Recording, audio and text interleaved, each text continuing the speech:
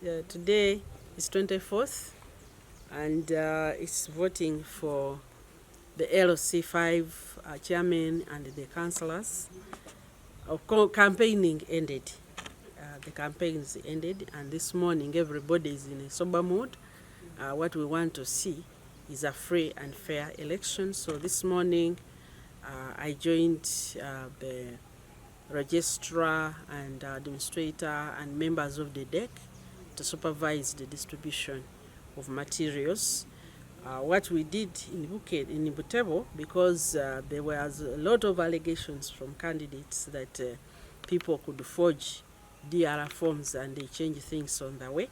So we decided that collectively we would put unique markers on the DR forms that have originated. We did that in the parliament elections and it helped. So even for the Lc5 chairman, we did that this morning jointly, such that nobody can bring a fake one. So after that, I wanted to know what's happening after the time for. So I just went to 2 polling stations, and I think in Kaninima, one at Spartan. That one I actually landed there accidentally, but I was looking. I wanted to go to Kataika Ononi and Kanginima polling stations.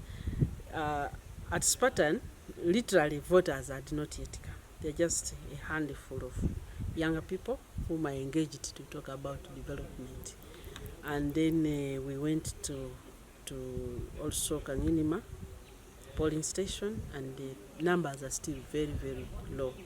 Now, I was interested in those 2 because they have a very high voter population based on that.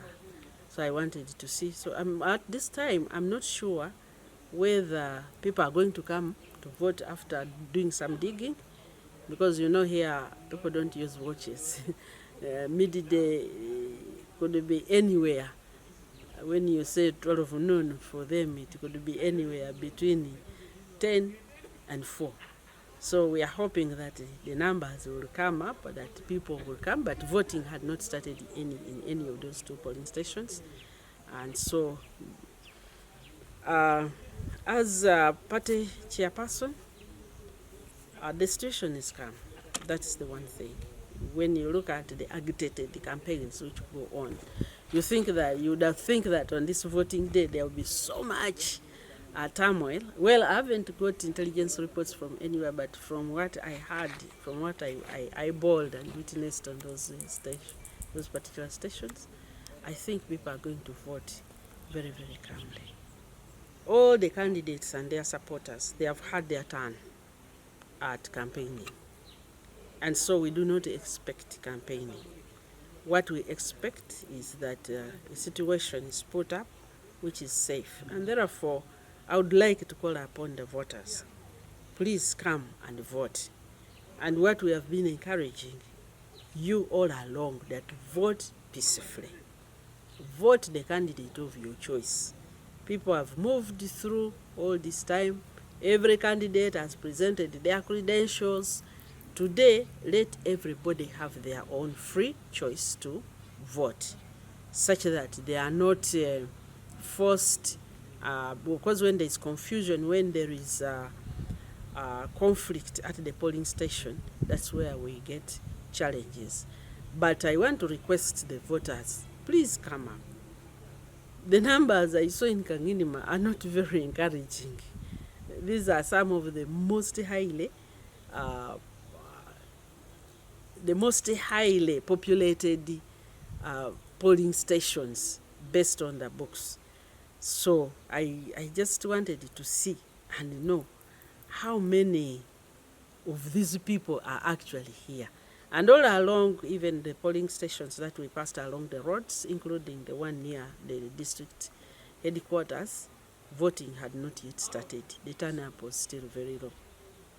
Please come and vote. Vote the candidate of your choice without being compelled, and let us be peaceful. Let us be peaceful. Please avoid forging results. If people have not come, do not include them because they appear in the voters register.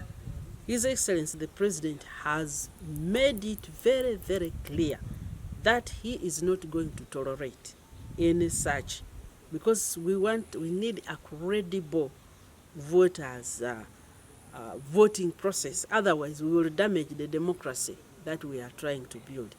So, as now, we are going to start setting up the tally center.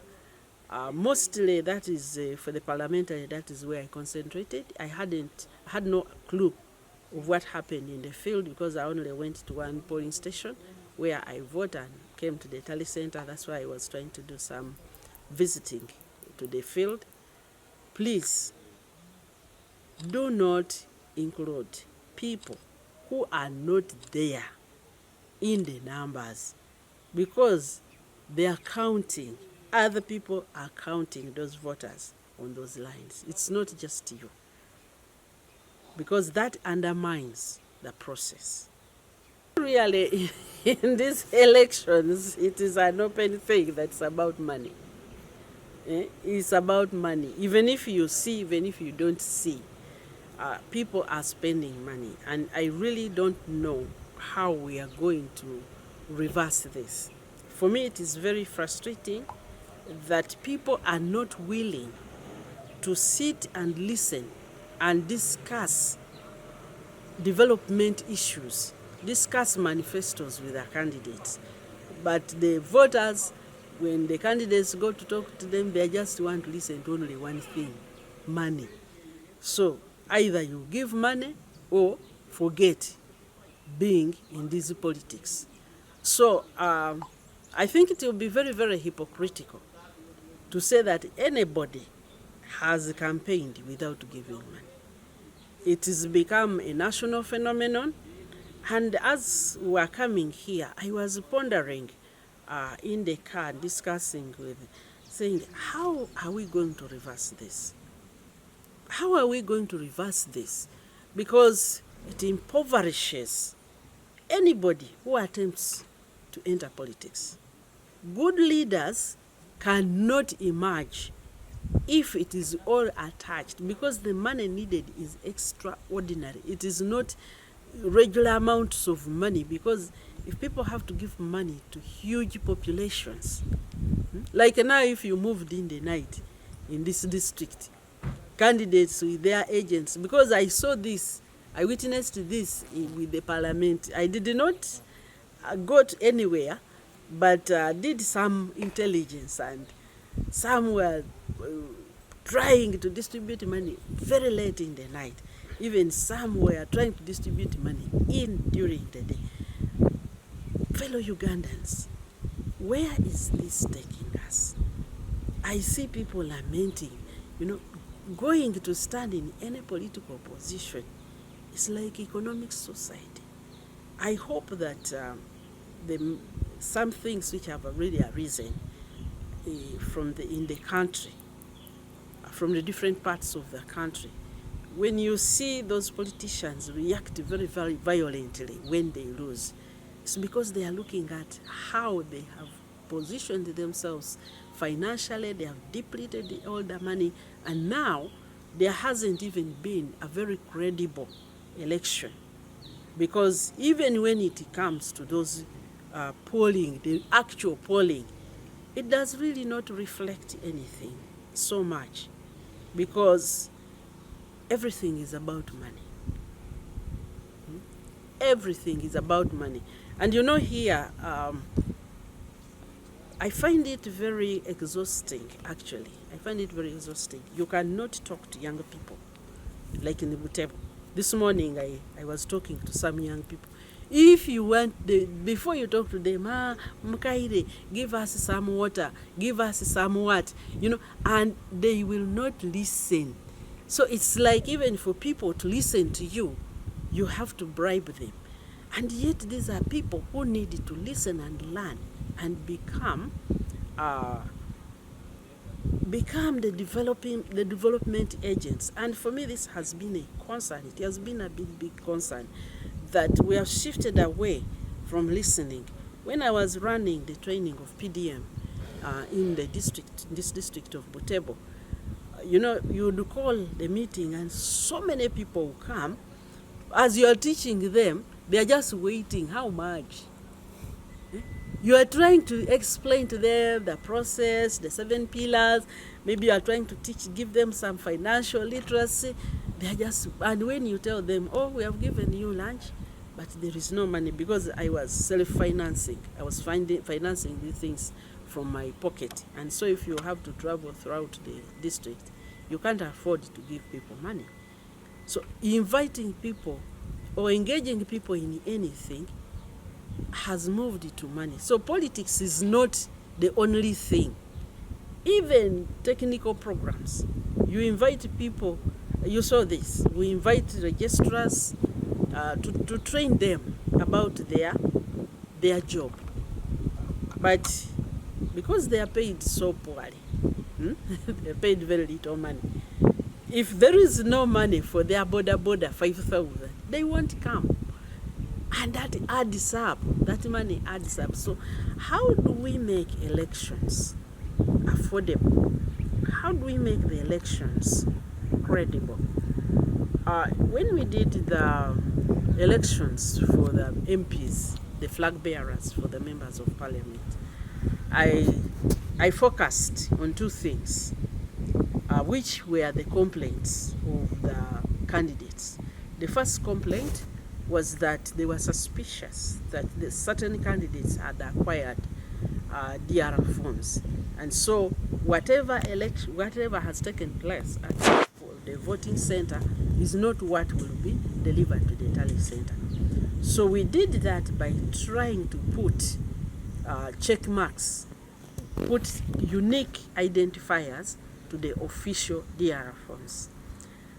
The second thing that I focused on was at the tally center, to make sure that results are not changed at the tally center.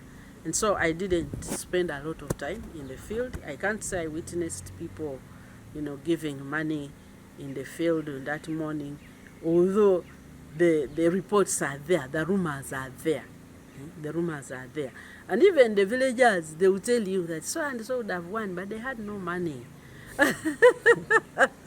They had no money. The villagers, the voters will tell you. So these politicians, you're caught between progressing with your political career and looking financial ruin, really. That's what I can call it, because I don't think there is money that is enough. And not only so, in this village of ours, like in this district of mine, everywhere you meet people, like me, I'm a minister, you must give them something. They will stick to you, they will swamp the car, you must give them some money. And for me, I think it's a reflection of 2 things. One, poverty.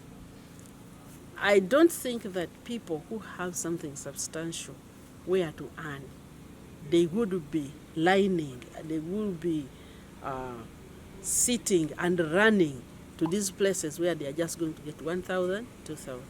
So poverty, if we can address poverty, we are going to reduce some of these things. The second thing is mindset. The mindset that a few people who have kind of progressed, who are seen as Vagaga, Mgaiga, those are the ones they should share what they have. It is since I came here for this position of NRM chair, I can't park anywhere without people being in the window and I keep telling them, my position is not paid, but they will still come. And when I looked at the statistics, it actually shows there is a huge number of young people who have no opportunity for earning. And if those gaps are there, we are not going to address this issue of demonetizing elections. In fact, when I came to be chair, to campaign for being chair, we had an attempt to discuss that let's have an agreement The voters were like, no, no, no, no. And at first I was like, why are they protesting? They said, we want to have a choice. But then one lady said, you see, for us, we have been campaigning from down there, and we have been spending. Now, at this point, when people are competing, this is where we also will return. So people even begin to invest like a Ponzi scheme in politics. As in COVID, I was fighting COVID, and the previous one I was out of the country. I really think that His Excellency the President, the Electoral Commission, and the entire NRM, we need to sit down and rethink how we are going to elect the flag bearers. This one which we are doing is exhausting. The rate of fraud is so high, and that adds to the cost to the candidates. Because like this district, we have, it is a small district, but we have 269 polling stations. Each candidate must be able to pay at least 2 agents at each of those. Now, if you paid 10,000 shillings to each agent, because they are working for you to protect your votes, times 2, that's 20,000, times 269. Because anywhere you don't have an agent, you are not going to get votes. Even when your supporters are there, they will be removed. Anyway, with these ones, an agent has to be to hold your placard. And then you have to transport them because they are moving from every part. And it is really, really expensive. And yet, at the polling stations, it's just negotiation. The other agents can negotiate with your agents, and that is why the candidates are protesting the results. Maybe the other suggestion I really have for the Electoral Commission, the NRM Electoral Commission, if they want this to be a bit easier on the people standing as flag bearers, we did an extensive process of voter registration. Voters registered. But the voters register has kept changing, and these people who are standing do not have access to the voters register. I'm the NRM chairperson. I've not been able to see the voters register because the voters registers were brought to the district the night before. Now, you'll find that in a particular location, in a village, there are maybe 200 voters. The challenge is the candidate does not know who these people are. This election is more like a college, because it is only in a village of 1,000 people, you have only 200 voters who registered, but you don't know who those are. So people campaign blindly. You go and try to convince all the 1,000. Actually, people can spend a lot of money on those people, but none of those are voters. So if we want to employ the voters register, we need to put the voters register in the hands of the candidates early. Just like we do the delegates. I really liked standing for NRM chair because I was addressing the people who are actually going to vote. But the reason why the voters register is kept a secret, because actually I have not seen it for the parliamentary flag bearer. I just requested my district elections officer when they had come in the tally center and people were disputing particular villages. Then I asked, can we look at the voters register for this particular village? And when I asked for that one, there were 270 voters in that particular village, and 269 had voted impossible. Now, sitting at the tally center, I couldn't dispute this because they have come in from the village. When I tried to get the second one, because the second one was even more interesting, because about 830 voters had come up in that polling station. It was very interesting for me. I had seen this number in the rough copy, a rough copy of the voters register, which had been sent from the district NRM office to the head office. But those figures changed.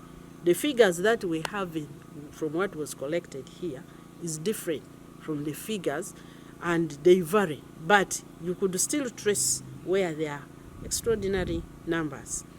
And when I tried to ask to look at this voters register, I could not access it. To date, I could not look at it. But now I've seen it appearing in a petition which has been lodged that in one village, in one polling station, we have 850.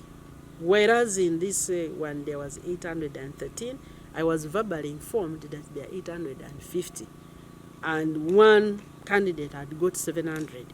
Literally, that gives extraordinary advantage. And that's why I wanted to go and verify, just eyeball, and see how many people are in this. But the time for voting has not yet come, so maybe the numbers will increase. Maybe I should go back and see, maybe just get an impression. But the voters register is a tool that, if managed properly, could reduce the stress on the voters, on the candidates, and help them to better package their message and campaign. MP, members of parliament, flag bearer, primaries. I'm a very scientific person. I was asking for the voters register for a long time.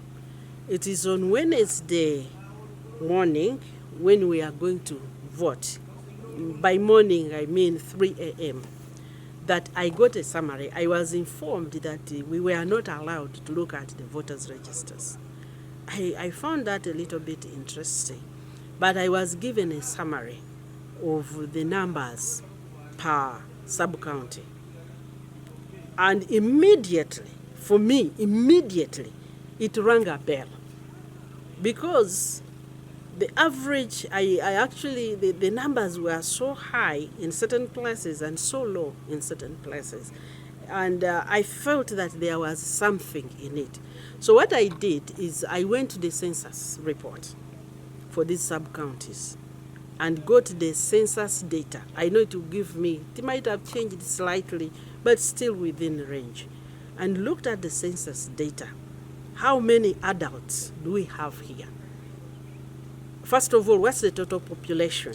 We know from the statistics that in Butebo, on average, 48.2% of the population are below 15.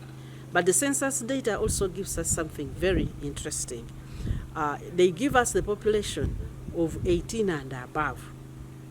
Now, in specific sub-counties, I found that the number of voters in the NRM register was far above the number of adult population in those sub-counties, which I found very interesting. So I got the detailed record of what was gathered by the district officials. And you'll find these particular places in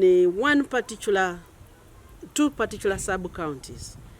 The number of voters in one sub-county is 55% of the general population. It's 125% of the adult population.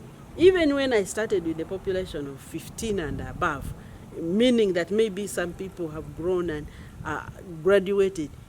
In another sub-county, this is in the same locality, 74% of the population are on the voters register. Now, the question which was lingering in my mind was, are these people actually there?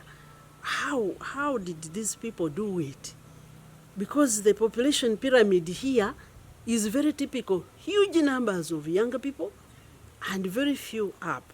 But in these particular villages, the majority of the population is adult. Now, since I hadn't gone there, and then I located particular polling stations which had extraordinarily high numbers from the preliminary list which had been submitted.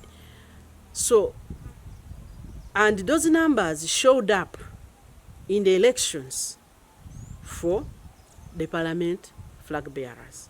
Those numbers of those huge numbers, in one station you have 721, in another one you have 813 in this one, but in the voters register they say it's 850 because the number polled that day was 830.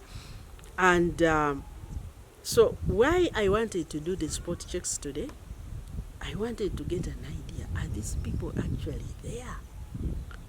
What do these places, which have 74% of their population as voters, look like? They have no children. They just have they have really moved away from our population pyramid. Yeah, so that is why I went out. I went out to try, interact, and get an idea.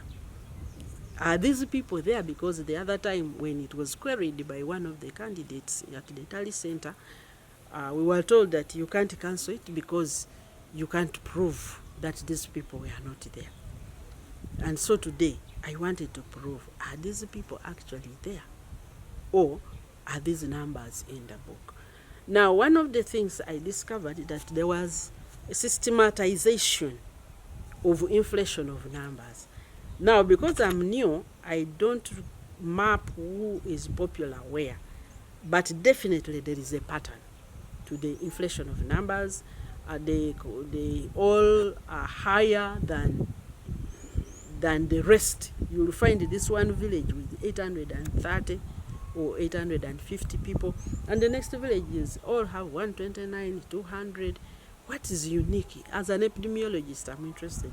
What is unique in these villages? But for me, I want to just guess, hypothesize that there must have been systematic manipulation of voters' registers. I don't know where it happened. It could have happened during registration, or there are particular places where people are not interested, because there is one village, one sub-county, where the members are only 18% of the population, while in the other one it is 74%.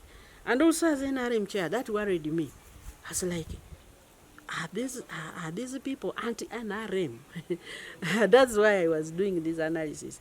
Are there people are there particular places which don't like NRM, or was there poor registration? Because we need to improve the knowledge of our numbers. That number of voters also helps us when you're trying to mobilize for the president. Having analyzed the data from the district, especially up to sub-county level, I had a lot of concern.